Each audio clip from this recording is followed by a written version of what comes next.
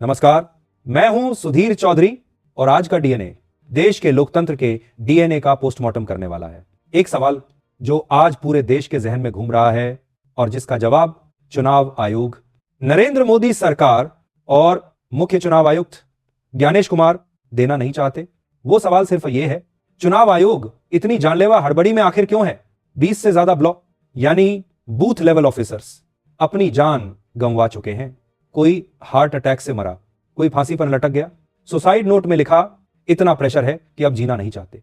एक ब्लो ने लिखा, सर एक बूथ की 300 परिवार को 3-3 बार घर जाना है, दिन रात काम, नींद नहीं, खाना नहीं और ऊपर से अधिकारी डांट। असली खेल पर 12 बड़े बड़े राज्य, उत्तर प्रदेश, बंगाल, तमिलनाडु, मध्य प्रदेश, राजस्थान, सब में एक साथ सर स्पेशल इंटेंसिव रिवीजन।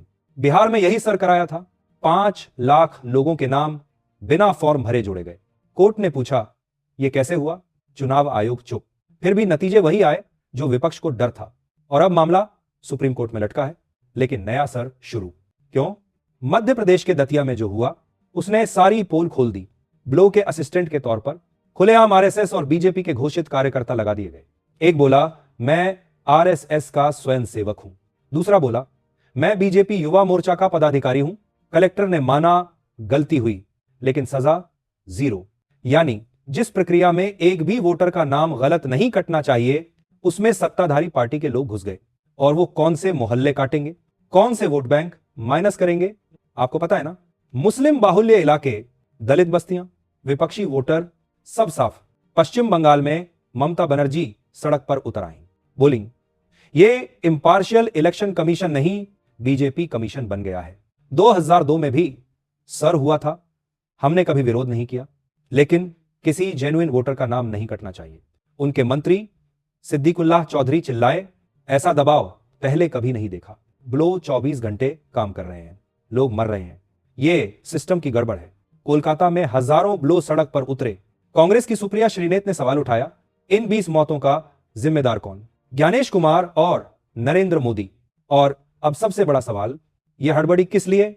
जिन राज्यों में 2027-28 में चुनाव हैं, मध्य प्रदेश, राजस्थान, वहां भी अभी सर क्यों? क्या मध्यावधि चुनाव की तैयारी है? क्या 400 पार का सपना फिर से पूरा करना है? क्या नीतीश और चंद्रबाबू की बैसाखियां हटाकर अकेले दम पर 400 पार करना है? आज अयोध्या में भगवा ध्वज फहराया गया। ठीक उसी दिन 25 नवंबर, जिस दिन 1949 में बाबा साहब आंबेडकर ने संविधान सभा में अपना आखिरी भाषण दिया था। संयोग या संदेश? मैच फिक्सिंग का चुनाव बीजेपी जीते और उसके बाद संविधान को उन्होंने बदला।